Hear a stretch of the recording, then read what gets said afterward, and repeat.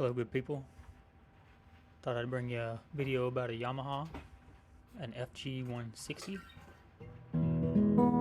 This first part of the video, this first chapter, is just me playing the guitar on old strings. I have no idea how old these are.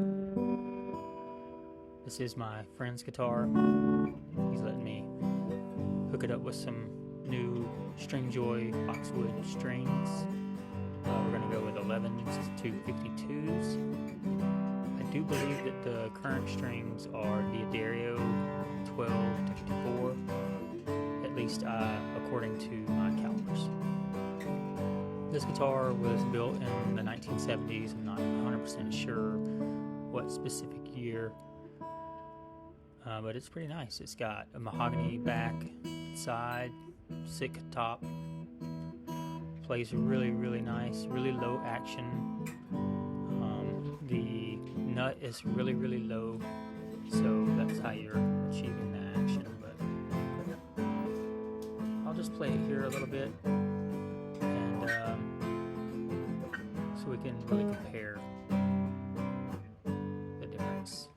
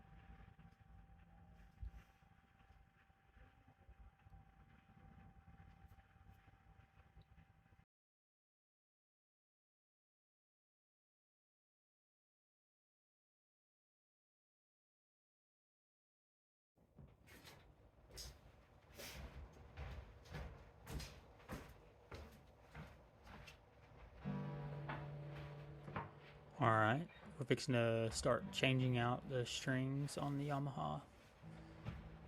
I do like to clean the guitar, just wiping the dust off of it really is all I'm doing.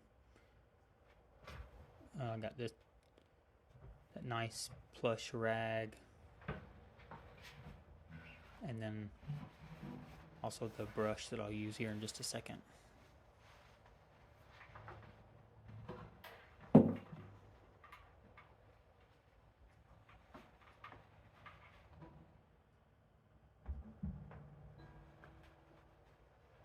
Really is a nice guitar.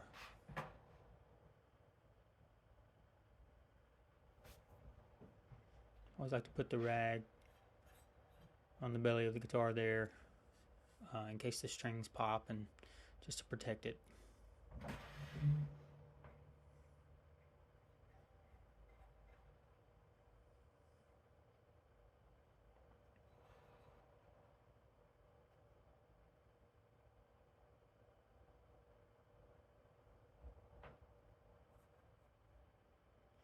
This brush kind of reminds me of like a makeup brush in terms of how soft it is. It's a Music Nomad brush. Shout out to the wife for hooking that up for Christmas.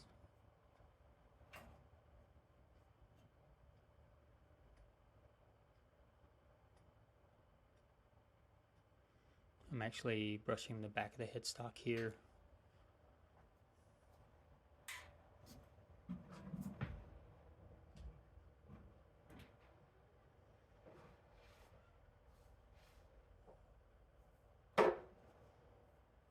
I'm doing it this way because I'm going to be changing out the strings one by one while maintaining the tension on the neck. So I'm not going to have like all the strings off to be able to clean underneath everything. So like I said earlier, these are the String Joy boxwood strings, 11 to 52s.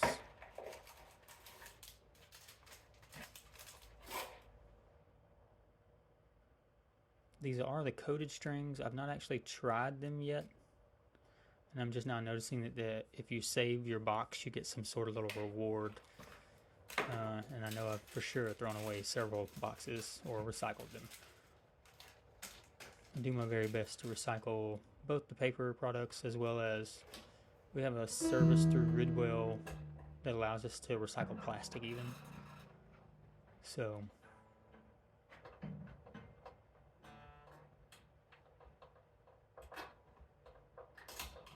start with the low E.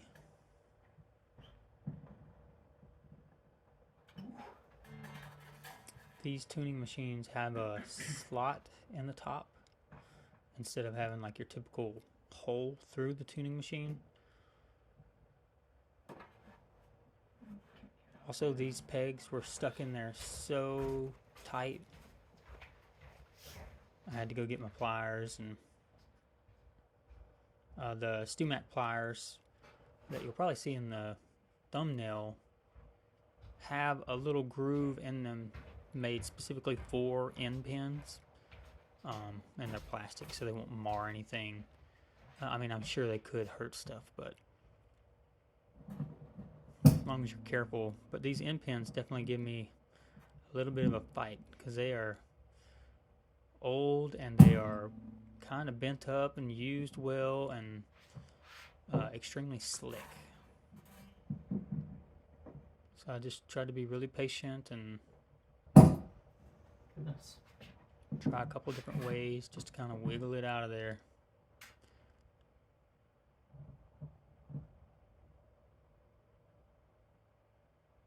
Trying to make sure I didn't pinch my hand in the pliers, if you know what I mean.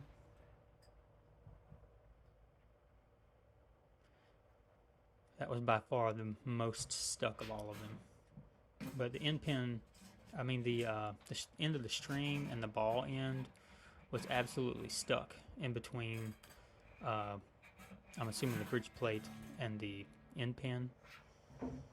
And so that's why it was so hard to get out. I save all the strings, wrap them up. I can recycle them if you don't want them, but typically I'll just throw them right back in the case, and that way the owner can make the choice of what to do with that. And if they don't like the new strings that we put on, we could always go backwards. And that is one of the good things about this Yamaha. And it's just really easy to unstring, take the strings off, and then it would be pretty easy to restring it if we had to.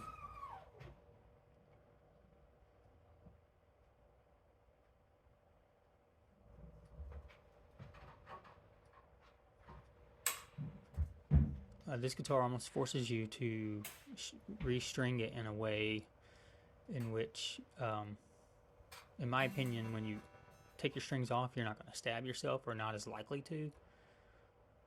I wish I had taken some close-up footage of that. But if you have questions on that, drop me a comment below, and I can link you to a video. I think it's Joe Bonamassa, his guitar tech, how he strings the instruments and all for him. And ever since I found that, I've been like sold on it. I'm no longer bleeding every time I'm changing strings because I poked myself pulling the strings out, and then the accordion action or whatever essentially stabs me.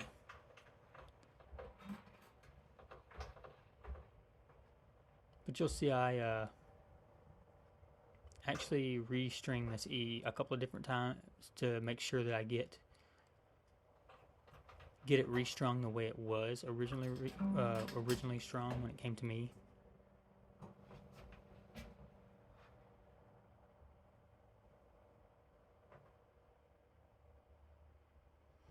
I really try very hard to be consistent in how I'm stringing things, making sure it's always going down the post as you're winding, so the string's at the lowest point on the post. And all those kinds of good technique things that will help with your tuning stability and string lifespan. And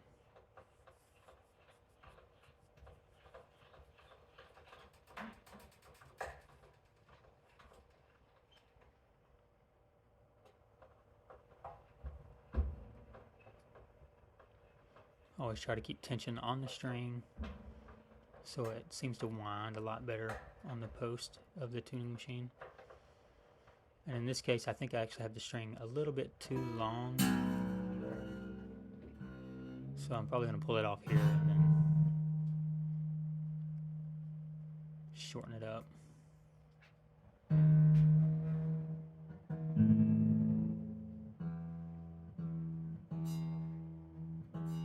And like I said, we're just going to tune it right back up to E, and all the other strings are in tune, so that way we kind of preserve that tension on the neck for the most part.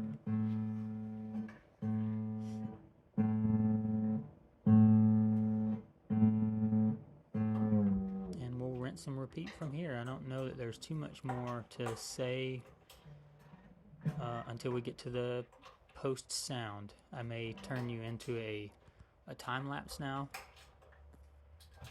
just kind of speed everything up a little bit, because it's about 20 minutes that it took me to do this.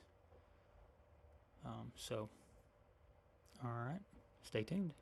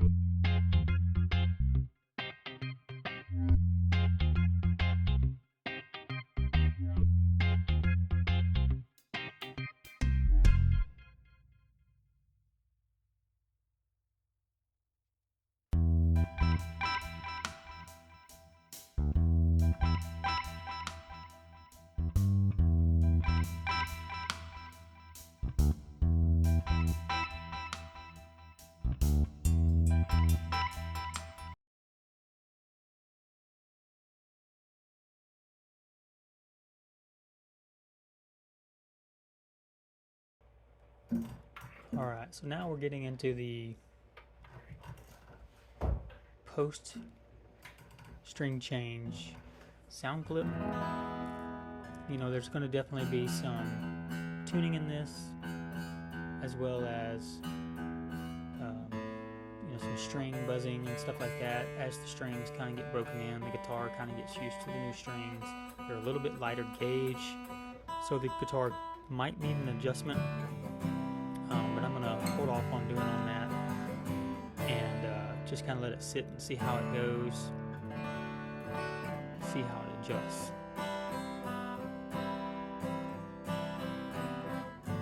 And the more you play, the quicker it'll break in, that kind of thing. So that's generally what I'm thinking from here.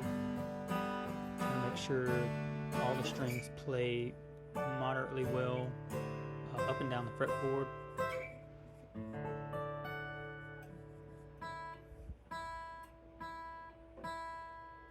These are coated strings, so I didn't know if there'd be a massive difference in tone. You know, sometimes you get coated strings and they just sound kind of dead, but these actually sound really good to me.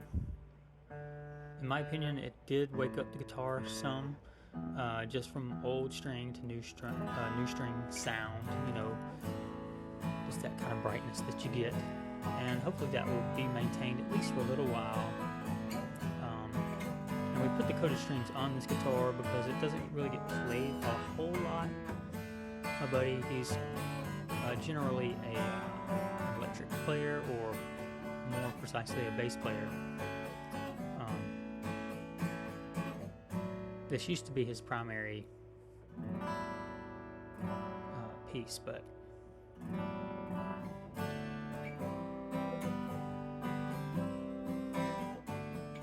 we're just going to play it here for a while, tune it up, make sure it's working good, enjoy playing it, because it's got such a low action that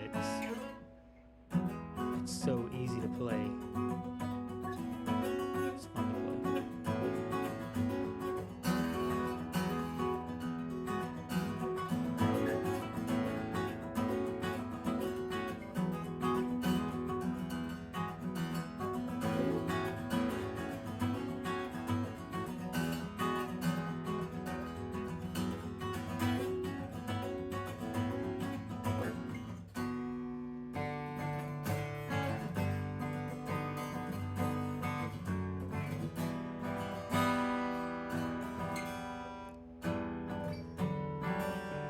I'll leave you with this while we're trying to break these strings in. I do appreciate you tuning in. And like I said, if you have any questions or comments, definitely drop those below. I'd be happy to talk about anything guitars. Definitely enjoy that very, very much. I actually now have Strangejoy strings on all of my guitars. I have the naturals on the Breed Love right there, and then also another pair of naturals on the Martin. So I did get a pair of their electric strings to try out when I get around to needing strings on the electric, so that'll be pretty cool. Just really enjoying those Strangejoy strings. They just play lively. They almost kind of bounce, and I don't really feel that with other strings, where they always kind of feel tense or taut. Maybe slightly harder to press down with the left hand. The Strangejoys do still have a little bit of that, but especially when you're flat picking, the strings just kind of rebound off the pick, and I just enjoy that feeling. And honestly, I've played Santa Cruz strings. If you've watched any of these videos that I've produced,